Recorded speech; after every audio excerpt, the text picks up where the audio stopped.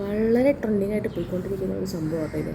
നിങ്ങൾക്ക് ഇങ്ങനെ കണ്ടാൽ അത് മനസ്സിലാവുമെന്ന് എനിക്കറിയില്ല, പക്ഷേ ഞാൻ പറഞ്ഞുതരാം എന്താ സംഭവം.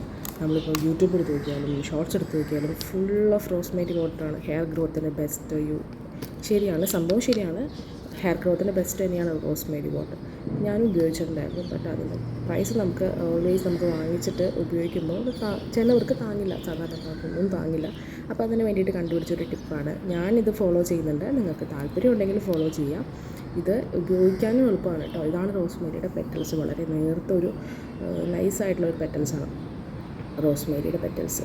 സോ ഹെയർ ഗ്രോത്തിനൊക്കെ വളരെ വളരെ ഇമ്പോർട്ടൻ്റ് ഉള്ളൊരു സാധനമാണ് കേട്ടോ ഇത് നമ്മൾ വേറെ ഒന്നും നമ്മൾ ചെയ്യേണ്ട. നമുക്ക് വീട്ടിൽ തന്നെ ഈ സ്പ്രേ ഉണ്ടാക്കിയെടുക്കാം. എങ്ങനെയെന്ന് വെച്ച് കഴിഞ്ഞാൽ ഈ റോസ്മേരി പെറ്റൽസ് നമ്മൾ ഒരു ഗ്ലാസ് വെള്ളത്തിൽ, ഏതെങ്കിലും ഒരു പാത്രം എടുക്കുക, കട്ടിയുള്ള പാത്രം എടുത്തിട്ട് ഒരു ഗ്ലാസ് വെള്ളത്തിൽ, ഒരു ഗ്ലാസ് എന്ന് പറഞ്ഞാൽ കൃത്യം ഒരു ഗ്ലാസ് വെള്ളം തന്നെ വേണം കേട്ടോ.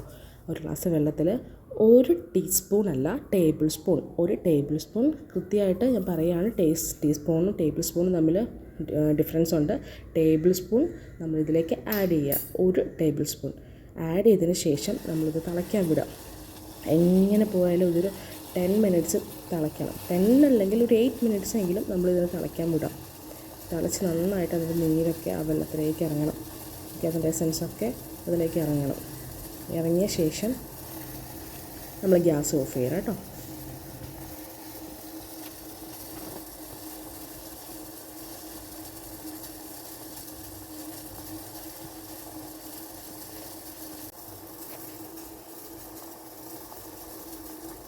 ഗ്യാസ് ഓഫ് ചെയ്ത് തന്നെ വെക്കുക കേട്ടോ.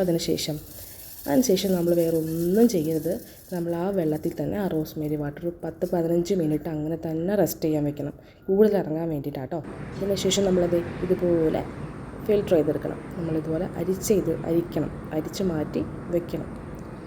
അരിച്ച് മാറ്റി വെച്ച ശേഷം നമുക്ക് വീട്ടിലുള്ള ടൈപ്പ് സ്പ്രേ ബോട്ടിൽസ് കിട്ടും.